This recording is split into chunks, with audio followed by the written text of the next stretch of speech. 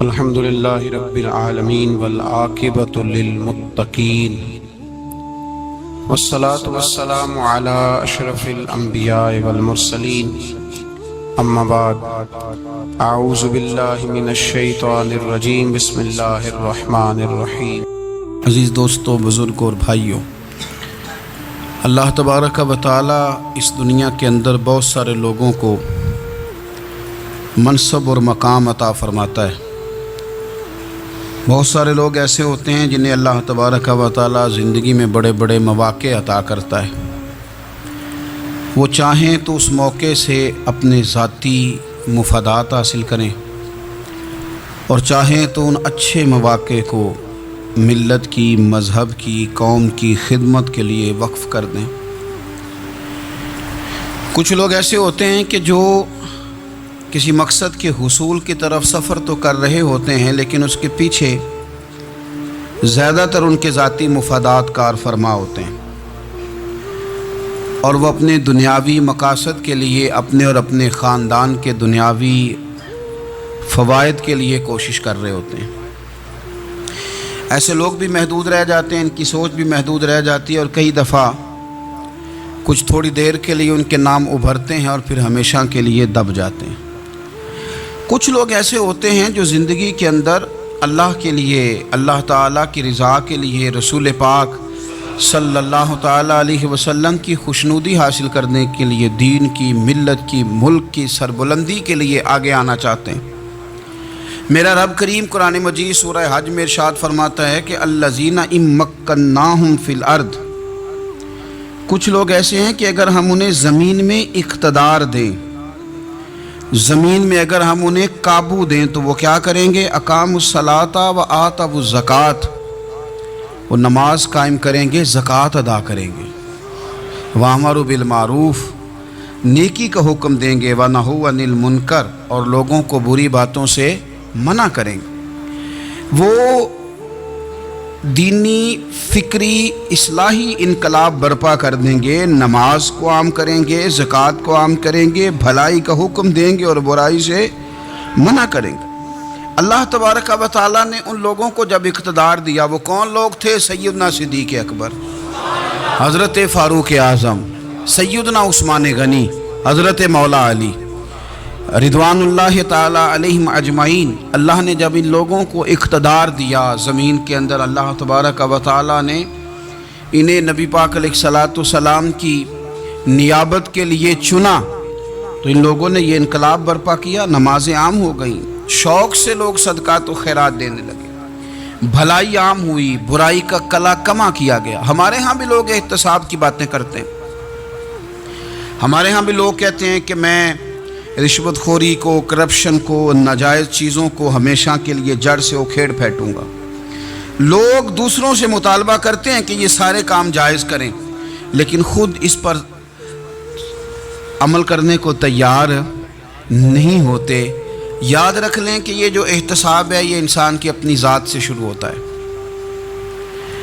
آپ جب نظام احتساب دنیا کے اندر مستحکم کرنا چاہتے ہیں تو اس میں پھر آپ کو اپنی ذات کو سامنے پیش کرنا پڑے گا۔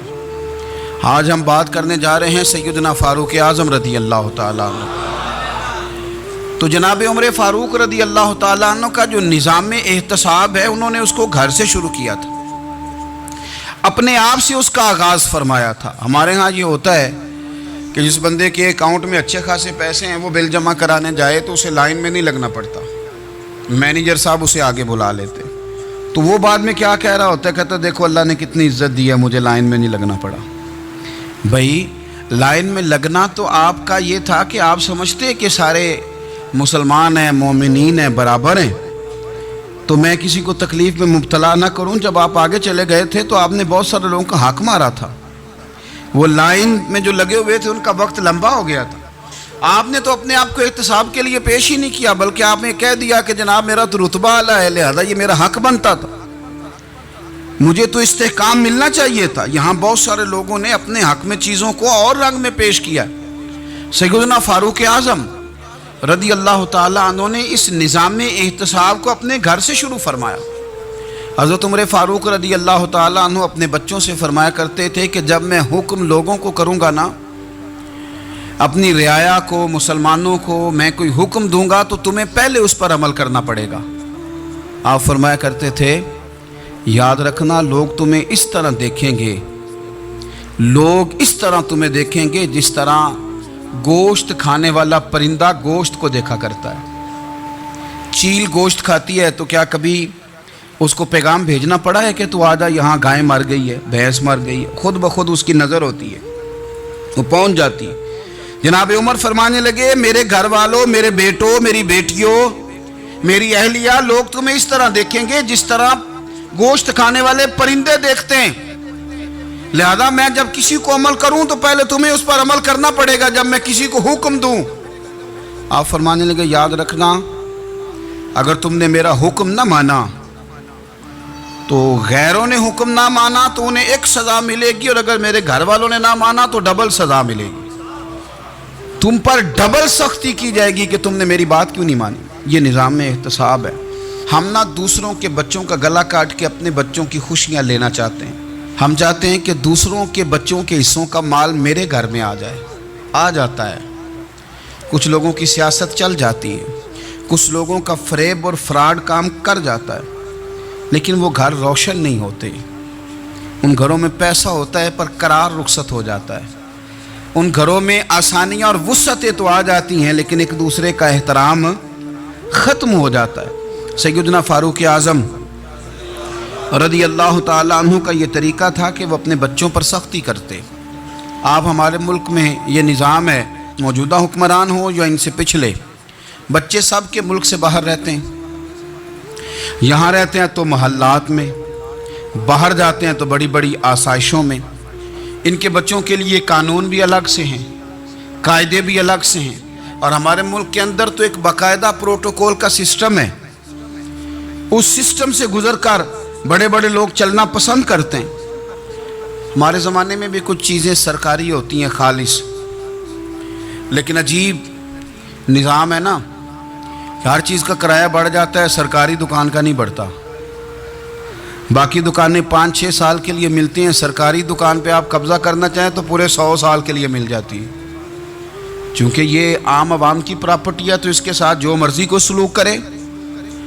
ایک سرکاری چراگاہ تھی جس کے اندر جانور چرا کرتے تھے، ہمارے ہاں بھی پنجاب میں کچھ جگہ ہوتی ہیں تو ہم لوگ کہتے ہیں شام لاٹ ہے۔ سرکاری چراگاہ میں جانور چرا کرتے تھے۔ حضرت عمر فاروق رضی اللہ تعالیٰ عنہ کے صاحبزادے سیدنا عبداللہ ابن عمر رضی اللہ تعالیٰ عنہ نے بھی ایک اونٹ خرید لیا، تو سب لوگوں کے جانور سرکاری چراگاہ میں چرتے تھے، آپ نے بھی اپنا جانور وہاں چرنے کے لیے، کھانے پینے کے لیے چھوڑ دیا۔ وہ جب اونٹ آیا تو پتلا تھا، کچھ دنوں کے بعد وہ فربا ہو گیا، طاقتور ہو گیا، موٹا تازہ ہو گیا۔ حضرت سیدنا عبداللہ ابن عمر رضی اللہ تعالیٰ عنہ نے بیچا تو وہ ڈبل قیمت سے بھی زیادہ کا بکا، کیونکہ پہلے دبلا پتلا تھا، اب موٹا تازہ فربا ہو گیا۔ حضرت سیدنا فاروق اعظم رضی اللہ تعالیٰ عنہ کو پتہ چلا تو بلایا، فرمایا پتر اونٹ بیچ دیا ہے؟ ابا جی بیچ دیا ہے۔ فرمایا کتنے کا خریدا تھا؟ اتنے کا۔ بیچا کتنے کا؟ ڈبل قیمت بتائی۔ فرمایا اس طرح کر کے اصل رکھ لے اور جو اوپر ملی ہے مجھے دے دے۔ حضور آپ نے کیا کرنی ہے؟ فرمایا میں سرکاری خزانے میں جمع کروں گا۔ حضور کیوں؟ فرمایا اس لیے کہ تیرا اونٹ سرکاری جگہ پہ چرا کرتا تھا، وہ گھاس سرکاری جگہ سے کھاتا تھا۔ حضور سب کے کھاتے۔ حضرت عبداللہ ابن عمر کہنے لگے سب کے کھاتے ہیں۔ آپ فرمانے لگے تو سب میں شامل نہیں ہے، تو امیر المومنین کا بیٹا ہے، تجھے میں یہ حق نہیں دے سکتا، تیرے اوپر تھوڑی سختی زیادہ کی جائے گی، تجھے یہ حق نہیں ملے گا۔ تو اپنے اونٹ کو چونکہ سرکاری چراگاہ میں چرایا کرتا تھا، لہذا تجھے وہ جو اصل رقم یہاں جمع کرانی پڑے گی۔ ہمارے تو بچے پہلی بات تو یہ ہے کہ بات ہی نہیں سنتے۔ یہ سب کے بچوں کی بات کر رہا ہوں، وہ ٹیچر کے بچے ہوں، سیٹھ کے بچے ہوں، پیر کے بچے ہوں، امام صاحب کے بچے ہوں، کسی کے بچے ہوں، پہلے تو سنتے نہیں۔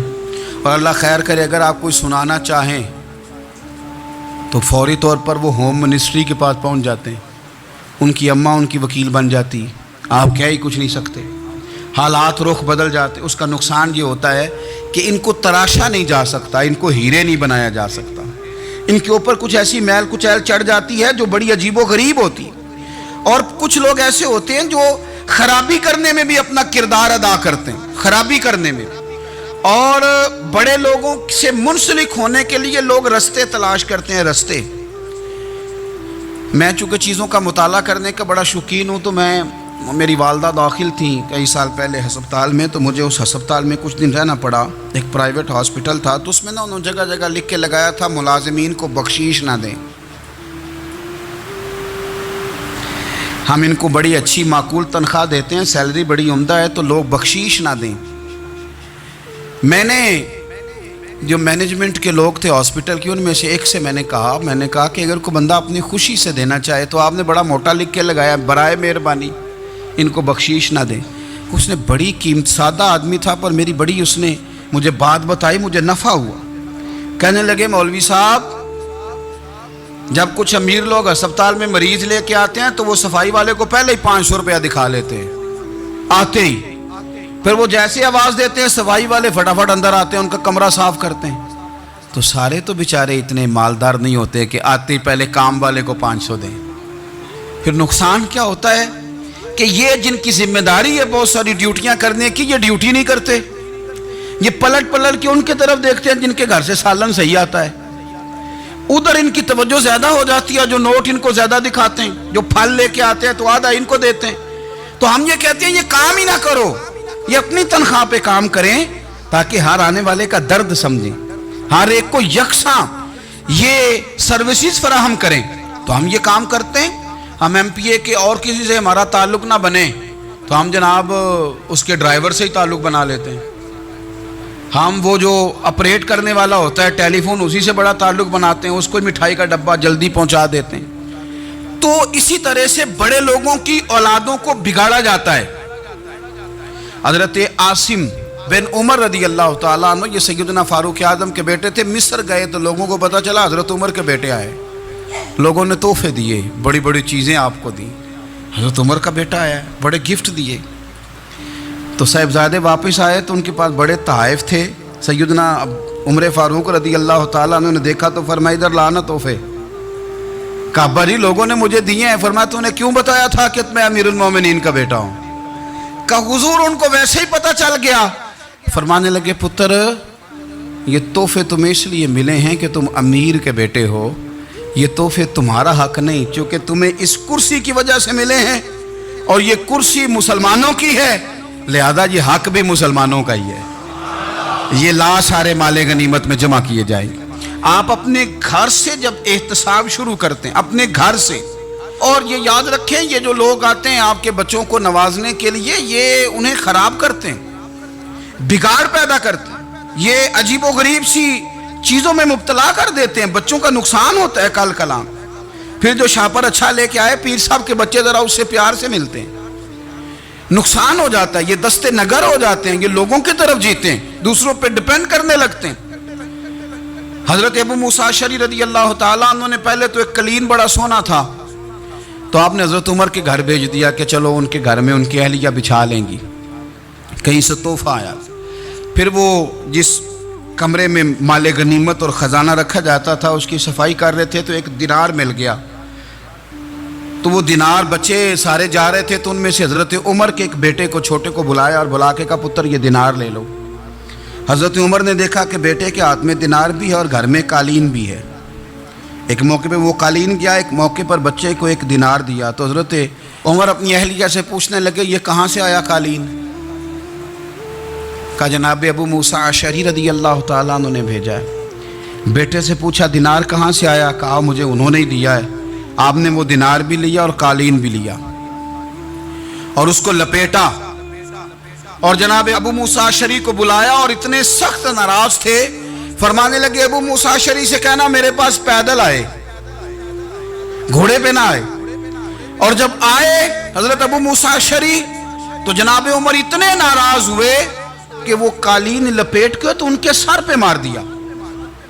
فرمانے لگے پکڑو اپنا دینار، تمہیں پورے مدینے میں میرے بیٹے کے علاوہ کوئی اور نہیں ملے گا جسے تم خراب کر سکو، میرا پتر ہی ملا تھا بگاڑنے کی، کس نے اجازت دی تم میرے بیٹے کو دینار دو؟ کیوں لائے تم میرے گھر میں قالین؟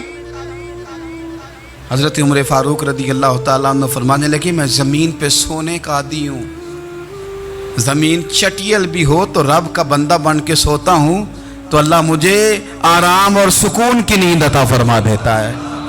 मुझे तुम्हारे मखमलों की और कालीनों की ज़रूरत नहीं है। एहतसाब यहाँ से शुरू होता है भाई। यहाँ हम ना अपने घर में बैठ के मायूस बातें करते हैं, और फलाने के बच्चे कहाँ पहुँच गए, फलाने के बाद बड़ा पैसा आ गया, मैं कच्चे मकान में रहूँ, मैं ये करूँ, देखो मुझे नहीं सहूली। ये तो आप मायूसी वाली बातें कर रहे हैं, ये तो आप कमज़ोर बातें कर रहे हैं। ये तो इस तरह की बातें तो हारे हुए लोग करते हैं। इस तरह का लबो लहजा तो उन लोगों का होता है जो एहसास कमतरी का शिकार होते हैं। ये आपने किस तरह का लबो लहजा, और अपने बच्चों को आप भिखारी बना रहे हैं ताकि दूसरों को देखें तो मायूस हो जाएं। उठ बांध कमर क्यों डरता है, फिर देखो खुदा क्या करता है। आपका जो एहसास है वो इतना खूबसूरत हो, आपके लहजे के अंदर इस कदर ठहराव हो, आपको इत्मीनान आ चुका हो, और आपके बच्चे कभी भी कंपैरिजन ना करें अपना किसी के साथ, कभी भी उन्हें करने ना दें। आप कभी वो कभी ये बात ना करें कि फलाने ज़्यादा अच्छा खाते पीते हैं तो हम किधर हैं, करने ना दें उन्हें बताएं कि बेटा अपनी मट्टी पे चलने का सलीका सीखो, संगे मरमर पे चलोगे तो फिसल जाओगे। उनको बताएं कि जो तुम्हारे पास है ये खुदा का अतिया है, इसी पर तुमने कनात करनी कभी भी। हज़रत ज़ैद बिन हारिसा से नबी पाक सल्लल्लाहु अलैहि वसल्लम को बड़ा प्यार था। फिर उनके बेटे हुजूर के ग़ुलाम ज़ादे हज़रत उसामा बिन ज़ैद के साथ भी हुजूर बड़ा प्यार करते। लेकिन ये तो मुसल्लमा हकीकत है ना कि अज़मत और शान तो सैयदना फ़ारूक आज़म की ज़्यादा है। उम्मत का इत्तेफाक है कि नबियों के बाद सबसे बड़ा दर्जा जनाबे सिद्दीक़ अकबर का, और फिर अल्लाह ने मकाम अता किया हज़रत फ़ारूक आज़म को। ये बड़े लोग थे। एक दफ़ा माल तकसीम हो रहा था तो हज़रत उमर रज़ी अल्लाह ताला अन्हु ने ना हज़रत उसामा बिन ज़ैद को 4000 दिनार दिए और अपने बेटे अब्दुल्ला इब्न उमर को 3000 दिनार दिए। तो हज़रत अब्दुल्ला इब्न उमर घर जाके कहने लगे, अब्बा जी उसामा में वो कौन सी खूबी है जो मेरे अंदर नहीं, और उसामा के बाप में वो कौन सी खूबी है जो आपके अंदर नहीं। तो हज़रत उमर की आजिज़ी देखिए। हालांकि बिल इत्तेफाक दुनिया जानती है कि जनाब उमर फारूक रदी अल्लाह ताला अन्हु अफजल हैं, फिर भी पता अपने बेटे से क्या कहते हैं, फरमाते हैं ओ सुन यार, वो खिदमत गुजार हैं नबी पाक के, वो भी हुजूर के घर में ड्यूटी करते, नौकरी करते, और इनके बेटे भी हुजूर की नौकरी करते, ये खिदमत गुजार हैं। फरमाने लगे अगर तूने पूछ लिया तो सुन, फिर मेरी तो राय ये है कि तेरे से ज़्यादा उसामा बिन ज़ैद हुजूर की नज़र में प्यारे हैं, और उसामा का बाप तेरे बाप से ज़्यादा नबी पाक का प्यारा है। कोई कंपैरिजन करने नहीं दिया, बच्चों को किसी ऐसी जगह खड़े होने नहीं दिया। फरमाया ये वजह है, ये अंदाज है कि तू ज़्यादा प्यारा है। हज़रत उमर फारूक रज़ी अल्लाह ताला अन्हु पसंद नहीं करते थे, ज़रा बराबर भी पसंद नहीं करते थे कि कोई शख्स और माल आता तो अपने रिश्तेदारों को नवाजने से बचते। माल गनीमत आता है ना, हमारे यहाँ तो अल्लाह खैर करे जब कोई बंदा काउंसलर बनता है, चेयरमैन बनता है, तो ठेका किसको देता है? कोई चलो भतीजा मिल जाए, कोई भांजा मिल जाए, कोई छोटा भाई, उसे भी काम मिल जाता है साथ।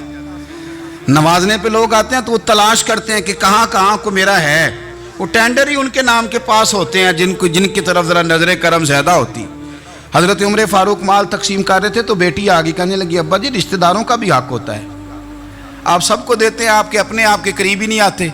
तो हज़रत उमर फारूक ने क्या लफ्ज़ कहे, क्या हकीकत है, क्या हुसन है। फरमाने लगे, पुत्र ये माल तेरे बाप का नहीं मुसलमानों का है, जब तेरे बाप का ज़ाती माल होगा तो अपने रिश्तेदारों को देगा, ये मुसलमानों का माल है, ये उसी हिसाब से तकसीम होगा जो अदल का हिसाब है, जो तराजू ठीक है। फरमाया तू मुझे ये मशवरा ना दे, ये मुसलमानों का माल। यहां से निज़ाम एहतसाब शुरू होता है, यहां से इंसान आगे बढ़ता है, और फिर कोई तकल्लुफ नहीं किसी पर हज़रत उमर का, कोई छोटा है या बड़ा है। हज़रत अबू सुफियान रदी अल्लाह ताला अन्हु सरदार रह चुके हैं मक्के के, बड़े आदमी, लेकिन निज़ाम एहतसाब में कोई छोटा बड़ा नहीं होता। हज़रत उमर फारूक मक्का मुकरमा गए तो लोगों ने कहा, हुजूर जनाब अबू सुफियान ने ना गली में पत्थर रखे और बहुत सारे लोगों को रस्तों में तकलीफ हो रही है। तो हज़रत अबू सुफियान रज़ी अल्लाह ताला अन्हु से भी लोग कह देते तो वो भी उठा देते, लेकिन लोगों ने, चूंकि वो सरदार थे, बड़े थे, تو لوگوں نے ان سے کہا نہیں. حضرت عمر جب آئے تو کہا تو جناب عمر نے پرواہ نہیں کی, خود آئے جناب ابو سفیان سے کہا یہ پتھر آپ نے رکھے؟ کہا حضور ہاں. فرمایا یہ بھی اٹھائیے, یہ بھی اٹھائیے, یہ بھی اٹھائیے. جب وہ اٹھا رہے تھے تو حضرت عمر کہہ رہے تھے شکر نہیں اللہ کا کہ عمر کہہ رہے ہیں اور ابو سفیان مانتے جا رہے ہیں. شکر نہیں, یہ نظام اقتصاب ہے کہ بڑا ہو یا چھوٹا ہو اس کو یہ حق حاصل نہیں ہے کہ مسلمانوں کو وہ کسی تکلیف میں کسی بھی صورت میں مبتلا کرے, کہیں بھی کسی جگہ بھی, اس کو یہ والی اجازت نہیں. حضرت سیدنا عمر فاروق رضی اللہ تعالی عنہ. پھر ایک اور بات تھی, میں کئی دفعہ یہ بات کہتا ہوں اور مجھے ذاتی طور پر اس کا بڑا تجربہ ہے. کچھ لوگ نا خوشامد پسند ہو جاتے ہیں, بڑی عمدہ تعریف کرتے ہیں, اوئے ہوئے ہو پول باندھتے ہیں پورے. آپ کے پاس آئیں گے تو کہیں گے جناب آپ سے زیادہ اچھا بندہ ہی کوئی نہیں. تو وہ نا آپ سے کام نکلواتے ہیں, پھر وہ کسی دوسرے کے پاس جاتے ہیں تو اسی طرح کا رویہ وہ دوسروں کے ساتھ کرتے ہیں. یہ عام لوگوں میں بھی مرض ہوتا ہے, عام لوگوں میں بھی. اور بادشاہ ہو بندہ اگر, پھر تو اس کا دل کرتا ہے میں اگر بادشاہ سلامت ہوں تو 2-4 بندے دیہڑی پہ رکھ لوں پر میری تعریف ضرور کریں. پابندی ہوتی ہے, لوگ اس کام بڑے شوق سے کرتے ہیں. اور شیخ سعدی فرمایا کرتے تھے لکڑی کو گھن کھا جاتی ہے اور بڑے لوگوں کو خوشامد کھا جاتی ہے خوشامد. حضرت عمر فاروق رضی اللہ تعالیٰ عنہ اس معاملے میں بھی بڑے مضبوط تھے. ویسے مجھے اور آپ کو اچھا کون لگتا ہے؟ ہماری غلطیاں بتانے والا. ہمارے ایسا فرمایا کرتے تھے اپنے دشمنوں کی باتوں پر بھی غور رکھو, تمہارے دشمن تمہیں نکھار دیتے ہیں. تمہارے اندر جو کوتاہیاں ہوتی ہیں وہ تمہیں پتہ چل جاتی ہیں کہ یہاں میری اصلاح ہو رہی. ان پر غور کرو وہ کیا کہتے ہیں. حضرت عمر فاروق کی تعریف کی ایک بندے نے, کمال تعریف کی. وہ اس کا خیال تھا کہ رزلٹ بڑا شاندار آئے گا. بادشاہ کی تعریف ہوتی تھی تو پھر تھیلی جاتی تھی اشرفیوں کی, کمال رزلٹ آئے گا. تو حضرت عمر جب وہ پوری کر چکا نا بات تو فرمانے لگے تو خود بھی ہلاک ہوا اور مجھے بھی ہلاک ہی کر دیا ہے. خود بھی تباہ ہوا ہے, مجھے بھی تباہ کر دیا. کس طرح کی باتیں کر رہا ہے. ایک بندہ اور آیا اور اس نے آ کے کہا کہ پوری امت میں سب سے افضل ہے فاروق اعظم آپ ہی ہیں.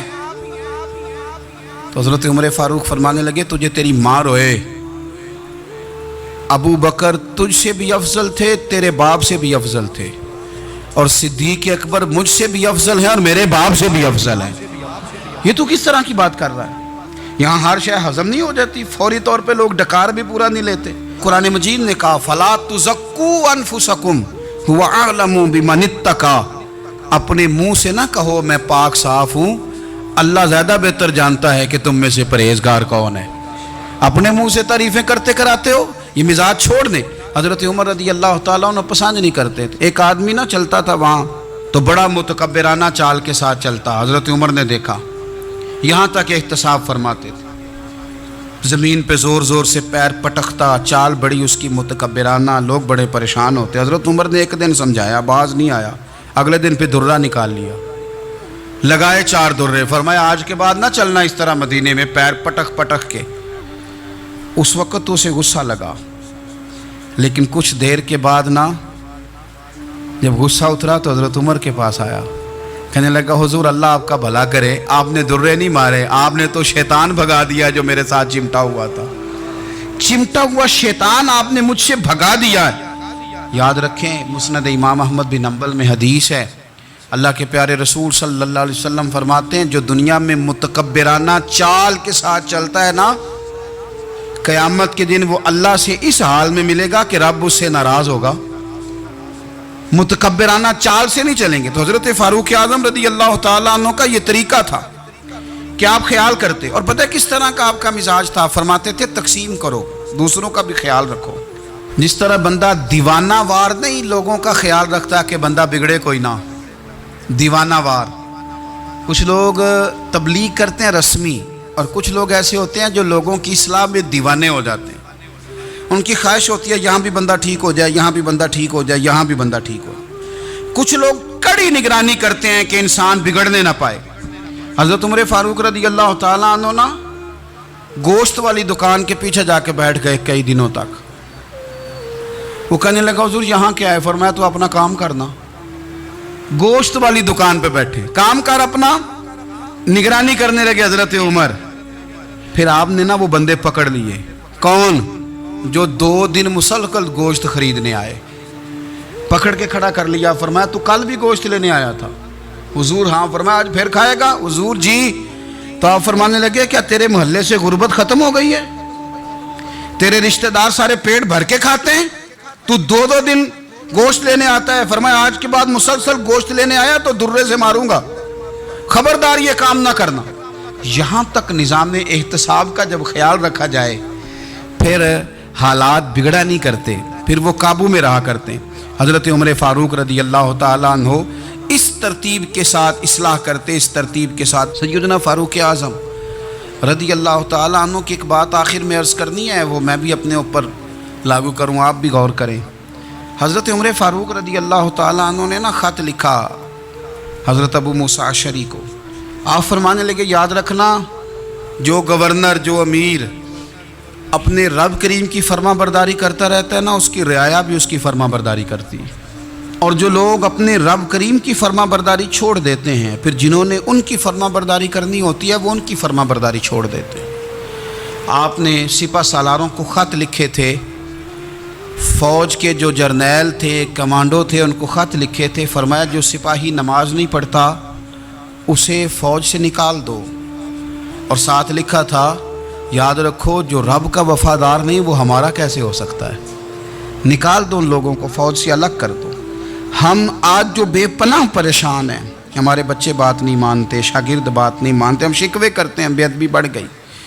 अदब के साथ मैं गुजारिश करूँगा बड़ों की बारगाहों में, जो मेरी तरह के बड़े बने हुए हैं, बुज़ुर्गों से नहीं बात करता, उनसे मैं कहूँगा कि हमें एक दफ़ा अपने ऊपर भी तो गौर कर लेना चाहिए। कहीं ऐसा तो नहीं है कि हम जब तक अल्लाह ताला के फर्मा बरदार थे, जब तक हम तकवे के मेयार पर थे, हमारी बात मानने वाले हमारी बात मान रहे थे। कहीं ऐसा तो नहीं कि हम उस मेयार से हिल गए हैं, तो अब जो हमारे फर्मा बरदार थे वहाँ से हिल गए। हज़रत उमर रदी अल्लाह ताला अन्हु फरमाया करते थे कि लोगों को उजब में मुब्तला नहीं होना चाहिए। खुद पसंदी का जो माहौल होता है इससे लोगों को हमेशा निकलना चाहिए। हज़रत उमर के एक साहिबजादे ने कंघी कर ली, अच्छा लिबास पहन लिया तो दुर्रा मारा जनाब उमर ने।